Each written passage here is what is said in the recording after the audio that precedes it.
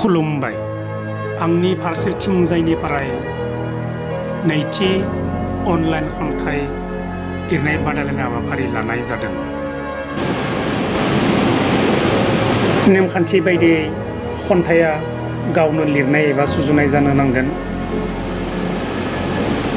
खन्थाइखौ गावनि गोसो बायदियै लिरनो हागोन।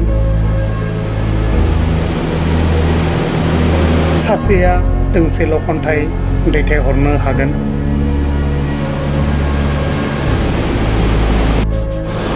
बादायगिरिनि जेबो बैसोनि सिमा गैया।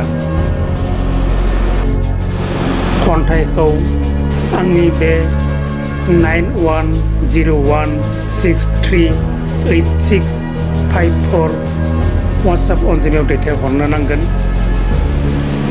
बिजिगिरिनि सायख'नायानो जोबथा थांखि जागोन। खन्थाइखौ फैगौ 30 अक्ट'बरसिम दैथायहरनो हागोन।